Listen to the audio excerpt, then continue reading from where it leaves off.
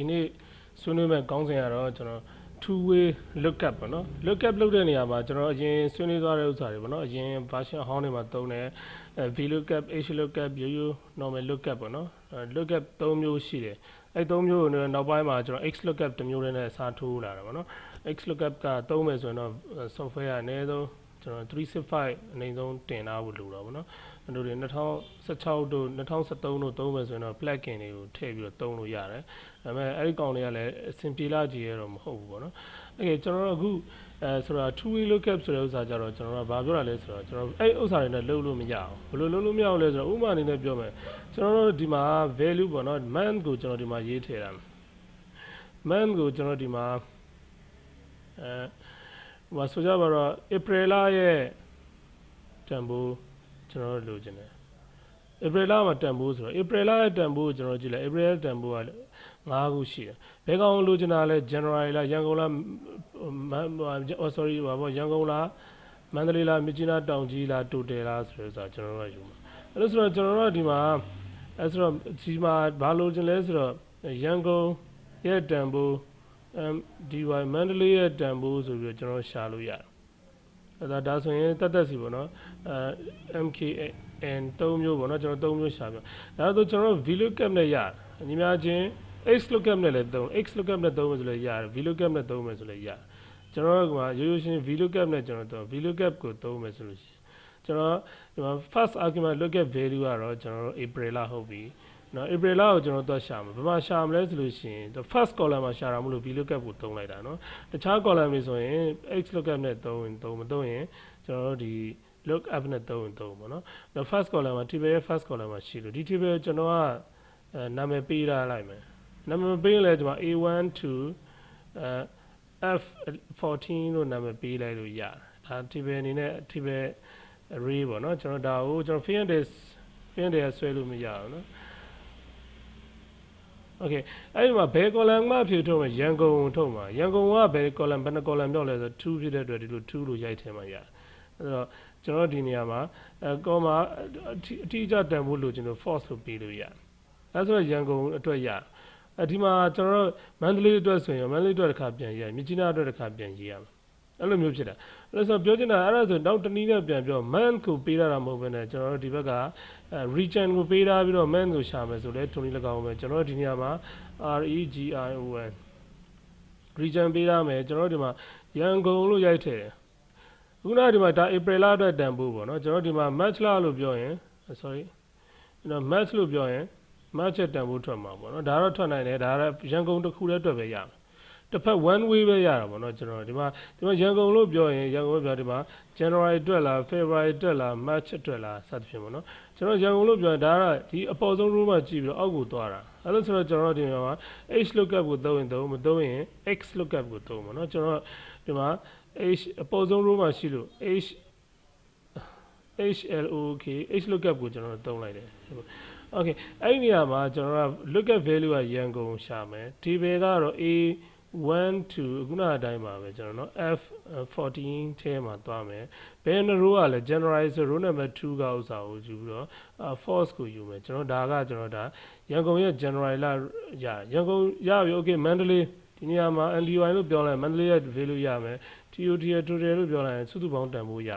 ဒါပေမဲ့ January လအတွက် January နေရာမှာ February အတွက်ကောလို့ဒီနေရာ February ပြောင်းရေးလိုက်လို့ဒီတန်ဖိုးကပြောင်းမှာဒီကောင်က label အနေနဲ့ပဲသုံးထားတာအဲ့တော့ဒီမှာကျွန်တော်တို့ကအဲ့လိုမျိုးဒါ one way ပေါ့နော်ဒီလိုအလျားလိုက်တန်ဖိုးအရှင်ထားပြီးတော့ January လ February လပြောင်းရေးလိုက်ရုံနဲ့ဘယ်မျိုးက record ကိုယူလဲအသေးဒီဘက်ကအသေးဖြစ်သွားတစ်ဖက်ကဒါတွေကအသေးဖြစ်သွားပြီးတော့ဒီဘက်ကကောင်တွေကအရှင်ထားလို့ရတယ်ဒီဘက်ကအရှင်ထားမယ်ဆိုရင်ဒီဘက်ကကောင်တွေအသေးဖြစ်နေဒါက HLookup Vlookup HLookup တွေရဲ့အဲ့ဒါကျွန်တော်ဒီမှာနှစ်ဖက်လုံးအရှင်ထားမယ် January February လဲကျွန်တော်တို့ပြောင်းရိုက်မယ်ဥပမာအနေနဲ့ပြောရင်ကျွန်တော်ဒီမှာပဲရင်ပြဒါကျွန်တော်ဒီမှာနောက်တစ်ခုဒီမှာmonth ပေါ့နော်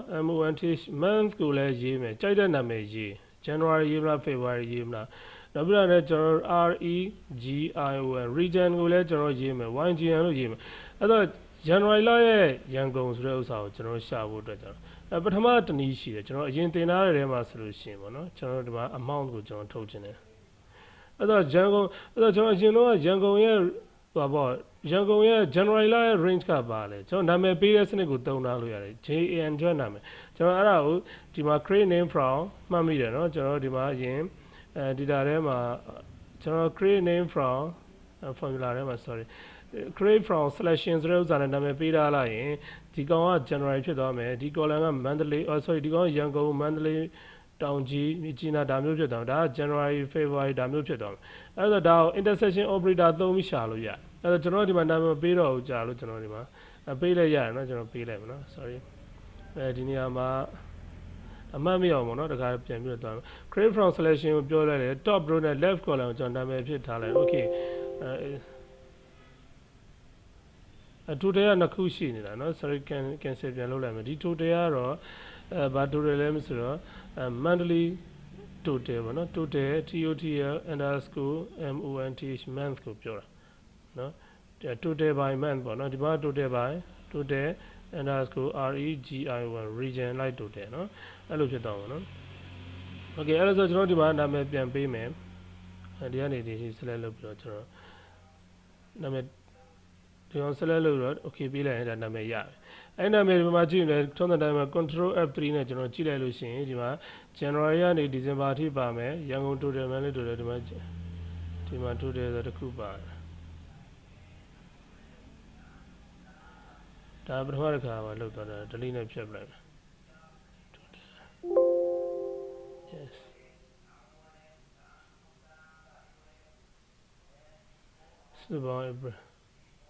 January ဟုတ်ပြီနော် okay ကျွန်တော်ဆက်တော့ okay ဒီမှာ January ရဲ့ total လိုချင်တယ်ဆိုရင် January ရဲ့ရန်ကုန်လိုချင်တယ်ဆိုရင် JAN space ချပြီးတော့ YGN ကျွန်တော်နာမည်ပေး enter ခေါက်လိုက် January ရဲ့ပါရဒါပေမဲ့အဲ့ဒါကလည်းကျွန်တော်ဒီ reference နဲ့လုပ်နေတာမျိုးမဟုတ်ပဲねတကယ်တမ်းတော့ဒီ name ကိုကျွန်တော်တို့က manual ခေါ်တာအဲ့ဒါဆိုဒီနေရာမှာ FEB လို့ပြောင်းလိုက်လို့ဒီဥစ္စာပြောင်းမှာမဟုတ်ဘူးပေါ့နော် okay အဲ့လို့ဆိုတော့ကျွန်တော်တို့ကဒီမှာညီမချင်း okay ညီမချင်းကျွန်တော်ကဒီမှာကျွန်တော်အဲ့ဒါမျိုးမလုပ်တော့ဘဲねကျွန်တော် two way lookup ဆိုတဲ့ဥစ္စာတော့ဒီမှာ January February ပြောင်းရေးသွားလိုက်ရင် January ဆိုရင် January ရဲ့အဖြစ်ရန်ကုန်ထည့်လိုက်ရင် January ရဲ့ရန်ကုန် April ထည့်ပြီးတော့ monthly ထည့်လိုက် April လရောဒီ lookup လုပ်မဲ့ value ကနှစ်ခုဖြစ်သွားတယ်ဒီမှာက lookup value တစ်ခုနဲ့ပဲလုပ်တယ် HLookup Vlookup အကုန်လုံးက lookup value တစ်ခုတည်းနဲ့ပဲသွားတာနော် lookup value တစ်ခုတည်းနဲ့ပဲသွားတာအဲဒီမှာနာမည်ပြောင်းသွားလို့နော် total underscore monthအဲ့ဆိုတော့ကျွန်တော်ဒီမှာ lookup value တစ်ခု lookup value နှစ်ခုနဲ့လောက်တာကဒီ row တစ်ခု column တစ်ခုတော့၎င်း row တစ်ခုထဲမှာကောနာမှာပဲဒီမှာဟောပေါ့နော်နှစ်ခုနဲ့တော့၎င်းပေါ့နော်ကျွန်တော်အဲ့ဒါတွေသုံးလို့ရဆိုတော့ lookup value နှစ်ခုနဲ့သုံးမယ်ဆိုရင်ပထမတစ်ခုကကျွန်တော်ဘယ်လိုသုံးရလဲဆိုတော့ပထမဘာလို့ index ဆိုတဲ့ကျွန်တော် function ကိုအရင်စသုံးပြမယ်အဲ့တစ်ခုချင်းဒီခွဲပြောအောင်နော် index function ကဘာလုပ်လဲဆိုတော့သူ့ရဲ့ function မှာ argument 3ခုပါတယ် table ကိုရိုက်ထည့်ရတယ်ဘယ် row နဲ့ဘယ် column ဆိုတာကိုကဏ္ဍရိုက်ထည့်ပေးရဥပမာအနေနဲ့ပြောရင် index index ဆိုခေါ် variable လဲဆိုလို့ရှိရင်ဒီမှာ a1 to f14 ထဲမှာပေါ့နော်ကျွန်တော်ဘယ် row လဲလို့ပြောအခု February လ row ရအတွက်ဒီ table ရဲ့ row number 3မှာရှိတယ်နော်ဒါပေမဲ့တော့နောက်တစ်ခု column ကတော့ဘယ်နှ column ကဟာလဲလို့ပြောလို့ရှိရင်အခုရန်ကုန်ရဲ့ column ရန်ကုန်က2မှာရှိတယ်ကျွန်တော်ဒါကို green baby enter ခေါက်လိုက်ရင်20ရဒါပေမဲ့ဒါနဲ့မပတ်သက်ဘူးလေနော် February ကဒီမှာကျွန်တော်တို့2ပါလို့3ပါလို့ကျွန်တော်ရိုက်ထည့်ထားတာ February ပါလို့ရိုက်ထည့်ထားတာမဟုတ်တဲ့အတွက်ကျွန်တော်ဒီ reference ကိုထိုးထားတာမဟုတ်တဲ့အတွက်ဒီမှာ February မဟုတ်တော့ဘူး December ပြောင်းတယ်လို့ပြောလဲဒီတန်ဖိုးကပြောင်းမှာမဟုတ်ကျွန်တော်ဒီမှာလာရိုက်ထည့်မှာပြောင်းလို့ရအဲ့လိုဆိုတော့တခုရှိတာ index function ရဲ့အလုပ်ကိုပဲအရင်ပြောပြမယ်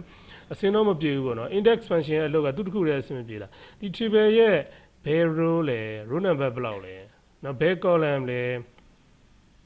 အဲ့နှစ်ခုရဲ့စုံတဲ့အမှတ်ကိုကျွန်တော်ရှာပြ intersection ပဲအခုနကပြောတဲ့ space ချပြီးရှာတဲ့ပုံစံအတိုင်းပဲ index ရဲ့အလုပ်ကဒါပေမဲ့ तू က argument အနေနဲ့ဒီမှာနှစ်ခုဖွင့်ပေးတာ row နဲ့ column ကို manual ထည့်မလားအဲ့ဒါကို interact ပေါ့နော်ကျွန်တော်တွယ်ဝိုက်တဲ့နည်းနဲ့ reference ဆိုပြီးယူမလားကျွန်တော်အဲ့ဒီပုံမူတည်ပြီးတော့ကျွန်တော်ဒီနေရာမှာကစားလို့ရတယ် table ကိုသတ်မှတ်ပြီးတော့အဲ့ဒီကဘယ် row နဲ့ဘယ် column ဆိုတဲ့ဥစ္စာကိုတွားလို့ရတယ်နော် okay အဲ့လိုဆိုတော့ကျွန်တော်ဒီကောင်ကိုဘယ်လိုလုပ်လဲဆိုတော့နောက်တစ်ခုက match ဆိုတဲ့ function ရှိတယ် match function ကဘာလုပ်လဲဆိုတော့ index number ကိုဆွဲထုတ်ပေးတာဥပမာအနေနဲ့ပြောလို့ရှိရင် December ကဒီထဲမှာဒီ range ထဲမှာ1 2 3 4 5 6 9 10 December ဒီမှာဆိုရင်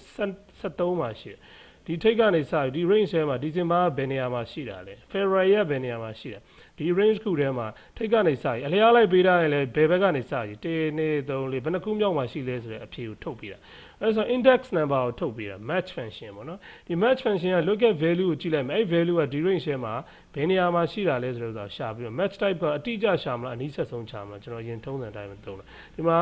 match match ဆိုတာကိုသုံးမယ် first argument look at value ကျွန်တော်တို့ဒီမှာ December ကိုကြည့်မယ်ဆိုပါ December ဘယ်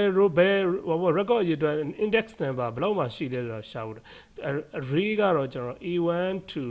A14 ထဲမှာရှိတယ်အဲ့ဆို match type က less than ဆိုတဲ့ဥစ္စာဟိုအနည်းဆက်ဆုံးတန်ဖိုးပေါ့သူထက်မတွေ့ဘူးဆိုရင်သူထက်ငယ်တဲ့တွေကယူမလား greater than ဆိုတဲ့ဥစ္စာသူထက်ကြီးတဲ့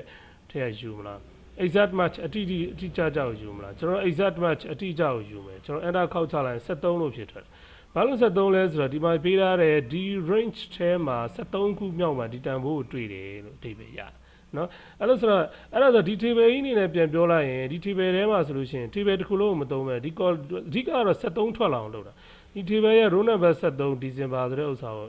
ဒီ December record တစ်ခုလုံးက number 73မှာရှိတယ်အဲ့တော့ column အနေနဲ့ပြောရင်ရောကျွန်တော်နောက်တစ်ခုပြန်ရှာမယ် YGN ကဘယ်မှာရှိတယ်ညီမချင်း MATCH match ထဲမှာ first argument ကျွန်တော်ရန်ကုန်ကဘယ်မှာရှိတယ်ဆိုရှာ J15 ကဘယ်မှာရှိတာကျွန်တော်အဲ့ range ကိုရေးမယ် A1 to table တစ်ခုလုံးရေးတာမဟုတ်ပါဘူးเนาะ F1 ထိကျွန်တော်သွားမှာ A1 to F1 comma ခံတယ်ဘယ်ကောင်ဘယ်လိုမျိုးအတိအကျရှာမလို့0ပြီး enter ခောက်ချလိုက်တယ်2မှာရှိတယ်ဒီ range ထဲမှာ2မှာရှိတယ်အဲ့လိုဆိုတော့ row number 73ဒီ table တစ်ခုလုံးနဲ့ပြန်ပြော row 73ဆိုတဲ့ကဏ္ဍနဲ့2ဆိုတဲ့ကဏ္ဍကိုရပြီဆိုကျွန်တော်အလုပ်လုပ်လို့ရပြီလေအဲ့ဒီကဏ္ဍ52ဆိုတဲ့အဖြေထွက်တော့မှာပေါ့ဟုတ်တယ်မလား okay အဲ့လိုဆိုတော့ကျွန်တော်ဒီနေရာမှာအခုနကဒီ match ကဘာသုံးလဲဆိုတော့ဒီ index နဲ့တွဲသုံးပြီးတော့ဒီ second argument နဲ့ third argument မှာကျွန်တော်ထည့်သုံးလိုက်တာ okay အဲ့ဒါလေးကိုကျွန်တော်ဒီမှာသွားမယ်ဆိုရင်အဲ့တော့ဒီမှာညီမချင်းဆိုတော့ကျွန်တော်ဒီမှာINDX index function index ကိုထုတ်တာမဟုတ်ပါဘူးအဖြေကိုထုတ်တာနော် match function ကမှာ index အတွက်လိုရတဲ့ index number ကိုထုတ်ပေးတာ table ကတော့ A1 to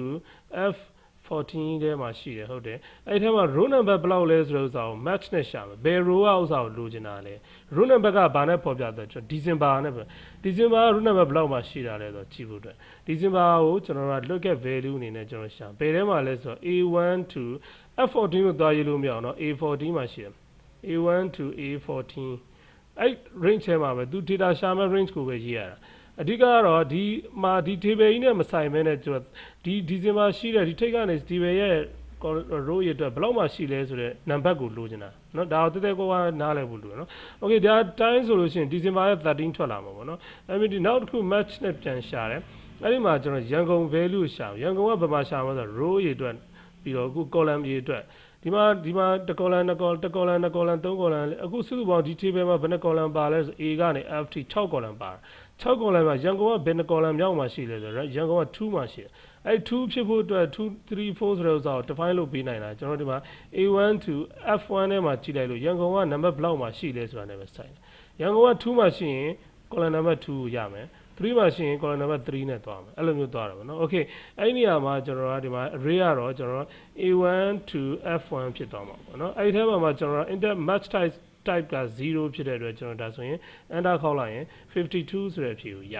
ကျွန်တော် December မဟုတ်တော့ဘူး January လို့ပြောင်းရေးအဲ့တော့ရန်ကုန် January ရဲ့25တန်ဖိုးကိုရအဲ့တော့ရန်ကုန်မဟုတ်တော့တောင်ကြီး TGY တောင်ကြီးလို့ပြောရင် January တောင်ကြီးရဲ့တန်ဖိုးကိုရအဲ့ဆိုဒီနည်းနဲ့ပဲကျွန်တော်တို့ကတခြားနေရာတွေမှာဒါကတော့ value တစ်ခုတည်းကိုဆွဲထုတ်တာပေါ့နော်အဲ့တော့အဲ့နေရာမှာကျွန်တော်တို့ကတခြားရန်ကုန်ဘောနော်ဘယ်ဥစ္စာတော့ဘလောက်ဆိုတဲ့တန်ဖိုးတွေစုစုပေါင်းတန်ဖိုးတွေကျွန်တော်ဒါအောင်အနည်းချုပ်ပြန်ဆွဲတာပဲဖြစ်ဖြစ်ဒါကတော့ fibit ဆွဲတာပြီးသားကျွန်တော်ဒီမှာJanuary February date လိုက် daily record ပေါ့မျိုးနယ်လိုက်ကျွန်တော် data ကြီးသွင်းထားမယ်အယောင်း data နေ့စဉ်ဆိုအယောင်း1000ချီရှိတယ်okay အဲ့ဒါတွေအကုန်လုံးပြန်ပြီးအနှစ်ချုပ်ပြီး pivot နဲ့ပြန်ဆွဲလိုက်တယ်လစဉ်ပြန်ထုတ်ပြီးအရင် pivot အခန်းမှာကျွန်တော်တင်ထားပြီးသားလစဉ်ဒီမျိုးတွေရဆိုလို့ရှိရင် filter လောက်ချလိုက်ဒီမျိုး၄မျိုးပဲကျွန်တော်ယူမယ်ဒါလည်း grand total အနေနဲ့ထွက်တာဒါက pivot table လို့ခေါ်တယ်เนาะဒါ pivot table ကိုကျွန်တော်ကဒီတိုင်းပဲအကျန်းဆွဲပြီးတော့ဒီမှာရေးပြီးသားဇာတ်ကွက်အနေနဲ့ပြန်သုံးအဲ့ဒီထဲကနေပြီးတော့ကိုလိုချင်တဲ့ဥစ္စာကိုဒီမှာ lookup ပြန်လုပ်lookup function အဓိကတော့ဒီမှာ function ကိုဆွဲနေတာ index match function ကဘာလုပ်ပေးလဲဆိုရင်ကျွန်တော် two way lookup ကိုလုပ်ပေးနိုင်တယ် two way lookup ဆိုတဲ့အဓိပ္ပာယ်ကဘာပြောလဲဆို lookup value row နဲ့ column နှစ်ခုကိုပုံမူတည်ပြီးရှာတာ HLookup to HLookup to Vlookup to Lookup to ဆိုတာက lookup value တစ်ခုတည်းပေါ်မူတည်ပြီးတော့ကျန်တဲ့ဥစ္စာကိုအသေးရိုက်ထည့်ဒီနေရာမှာ2ဆိုတာသေးရဒါမှအဲ့ဒီ2ကိုကျွန်တော်တို့ကဒီမှာတစ်ခုရှိတာပေါ့နော်အဲ့ Vlookup မှာဒီ2ကိုကျွန်တော်တို့အရှင်ထားခြင်းပါတယ်ဆိုရင်ကျွန်တော်ခုနကပြောတဲ့ match ကိုကျွန်တော်တို့ပြန်သုံးလို့ရတယ်ဒီနေရာမှာ2နေရာမှာ match လားဟုတ်ပြီ match လားရန်ကုန်လားမန္တလေးလားဆိုတဲ့ဥစ္စာဒီနေရာ MAT stage match ကိုကျွန်တော်တို့သုံးလိုက်လို့ရတယ်အဲ့ဘာသုံးလဲဆိုတော့ဒီနေရာမှာ sorry ဒီနေရာမှာရန်ကုန်ဆိုတဲ့ဥစ္စာကိုကျွန်တော်ရှာမှာဘယ်မှာရှာမလဲလို့ပြောရင် A1 to F1 ပေါ့နော်အဲ့ဒီထဲမှာကျွန်တော်တို့ match type က0ကျွန်တော်ဝင်ပိတ်လိုက်လို့ရှိရင်ကျွန်တော်တို့ဒီနေရာမှာရန်ကုန်ဆိုရင်2ထွက်မယ်ဆိုလို့ရှိရင်2နဲ့အဖြေထွက်မယ်အဲ့ fin နဲ့ဆွဲလိုက်လို့ရှိရင်လည်းဒီကောင်ဆက်ပြီးအလုပ်လုပ်ပေးနိုင်ပါတယ်အဲ့တော့ fin နဲ့ဆွဲချလိုက်ရင်ဒါဆိုရင်နေနော်ဒီမှာမန္တလေး15တော့ဒီမှာကျွန်တော်တို့ဒီမှာက match ကနေတော့ J4 ဖြစ်လာနော် J4 ဖြစ်လို့မရဘူးJ3 က4ကိုဆင်းလာလို့မရအောင်ကျွန်တော်ဒီမှာဒေါ်လာကတ်ထားဖို့လုပ်တယ်အဲ့တော့မှကျွန်တော် fee နဲ့ဆွဲလိုက်ရင်နေနောက်တစ်ခုပြန်ပါသေးတယ် J4 A1 to ဒီကောင်လေး absolute cell reference ဖြစ်ရမယ်နော်ဘာဖြစ်လို့လဲဆိုတော့ဒီကောင်က fee နဲ့ဆွဲလိုက်ရင်လိုက်ပြောင်းခွင့်မရှိဘူးဒီကောင်အသေးပဲနော် okay ဒီကောင် fee နဲ့ဆွဲချလိုက်လို့ရှိရင်ဒါဆိုအဖြေထွက်ပြီနော်အဲ့တော့ဒီမှာဆိုရင်ဘာဖြစ်လဲဆိုတော့မန္တလေးရဲ့ match လားဖြစ်သွားတယ်အဲ့တော့ Vlookup ထဲမှာလည်းသုံးလို့ရတယ် HLookup ထဲမှာသုံးမယ်ဆိုလဲထုံနည်း၎င်းပဲဒီနေရာမှာဒီ2နေရာကို match ဆိုတဲ့ function ကိုပြောင်းသုံးသွားလို့ရတယ်ဘာလို့သုံးလဲဆိုတော့ဒီမှာ lookup value က generally ဖြစ်ပြီးတော့နော် range ကဘာဖြစ်မလဲဆိုရင် A1 to A14 ဖြစ်မယ်အဲ့ဒီထဲမှာ match type က exact match 0သွားမယ်အဲ့မှာထူးခြား fin နဲ့ဆွဲမှာဖြစ်တဲ့ J9 ကတော့ကျွန်တော် J9 ကတော့ total man ဆိုတဲ့ဥစ္စာပဲရှိမယ်ကျွန်တော်ဒီနေရာမှာ9ကအောက်ကိုဆင်းမလာဘူးဒီကောင်ကတော့လုံးဝအသေးပဲထားမယ်ဒီကောင်လည်းအသေးပဲထားမယ်ဒီကောင်တော့အသေးမဟုတ်ဘူးเนาะအောက်ကိုညာဘက်ကိုဆွဲသွားရင်တော့မရချင်ဆိုဒီနေရာမှာဒေါ်လာထားမယ်เนาะ IO ပဲဒေါ်လာထားမယ်ဆိုတော့10ကတော့17စနစ်ဖြစ်လာမယ်ဒီမှာokay အဲ့ဒါဆိုရင်ကျွန်တော်ဒီမှာအဖြေကတော့မပြောင်းဒီမှာ fin နဲ့ဆွဲချလိုက်လို့ရှိရင်ဒီမှာ match လာရဲ့ total တန်ဖို့ပေါ့နော်ဒီနေရာမှာ total မဟုတ်တော့ဘူးဒီနေရာမှာ TGY လို့ပြောင်းကြည့်လိုက်လို့ရှိရင် TGY ရဲ့တန်ဖို့နော် YGN လို့ပြောင်းလိုက် YGN ရဲ့တန်ဖို့January မဟုတ်တော့ဘူးဒီမှာ December လို့ပြောင်းရင် December ရဲ့တန်ဖို့ဖြစ်မယ်December 52 December ရန်ကုန်က58အဲ့တော့ဒါလည်း two way lookup အဲ့ဆိုကြိုက်တဲ့ပုံစံနဲ့တော့ index match ကိုသုံးမလားကျွန်တော်တို့ဒီမှာ Vlookup နဲ့သုံးမလား HLookup နဲ့သုံးမလား HLookup နဲ့သုံးမလားအဓိကတော့ index နဲ့ match function ကိုသုံးပြီးတော့လုပ်တော့ index function ကိုမသုံးချင်ရင် Vlookup ကိုသုံးလို့ရတယ် Vlookup ရဲ့ဒီ value ကို manual ထည့်တာမဟုတ်တော့ match ဆိုတဲ့ function ကိုဒီမှာ player က match ပဲเนาะ match function ကိုသုံးနိုင်ပြီဆိုလို့ရှိရင်ဘယ်နေရာမှာထည့်သုံး index တန်ဖိုးတွေကိုရဖို့အတွက်သုံးတာဘယ် column index ဆိုလို့ချင်းလား row index ဆိုလို့ချင်းသလားကိုကြိုက်တဲ့ဥစ္စာဒီ reference နဲ့သွားလိုက်တာဒီမှာ two way lookup ပဲเนาะဒီမှာဒီလိုဒါ fin နဲ့ဆွဲပြီးတော့ match လာရဲ့ January February ဒီလိုမျိုးပြန်ပြီးယူသွားတာเนาะ okay အဲ့ဆိုတော့ဒီဥစ္စာကဒီသင်ခန်းစာကတော့ကျွန်တော်တို့က two way lookup အတွက် match function ကိုဘယ်လိုသုံးမလဲအသုံးတော့ index နဲ့သုံးမိမယ်လေကျွန်တော်တို့က2နဲ့တွဲသုံးဖို့အတွက်ကကျွန်တော်တို့ဘာတွေသုံးလို့ရလဲဆိုတော့ခုနကအဓိကကဒီနေရာတွေမှာ match တွေကိုထည့်သုံးသွားတာပေါ့နော်ဒီနေရာတွေမှာ match တွေကိုထည့်သုံးသွားကျွန်တော်တို့ဒီနေရာမှာVlookup သုံးမယ်ဆိုလို့ရှိရင်ရောနော် VLOOKUP Vlookup သုံးမယ်ဆိုရင်လည်းကျွန်တော်ဒီနေရာမှာ lookup valueနောက်ပြီးတော့ဒါ vertical lookup တဲ့ horizontal lookup တဲ့ကြတော့ကျွန်တော်ဒီမှာ table ထည့်မယ်အဲ့ဒါ horizontal lookup တဲ့ဘယ် column ကဟာလဲဆိုတော့ဒီနေရာမှာ match ကိုထည့်သုံးသွားတာเนาะဒီနေရာမှာmatch ကိုထည့်သုံးပြီးတော့ index number ကိုရှာသွားပြီးဒီနေရာမှာ option ကိုကျွန်တော်ထည့်လိုက်တယ်exact match လား match type ပေါ့เนาะကျွန်တော်ပြောမယ်ဆိုရင်ကျွန်တော်ရွေးသွားအဲ့လိုမျိုးပဲ HLookup ဆိုလည်းဒီတိုင်း HLookup ဆိုလည်းဒီတိုင်းပဲ HLookup ကိုကျွန်တော်တို့ဒီမှာသုံးပြမယ်ကျွန်တော်ဒီနေရာမှာ Vlookup ဆို HLookup ကိုသုံးမယ်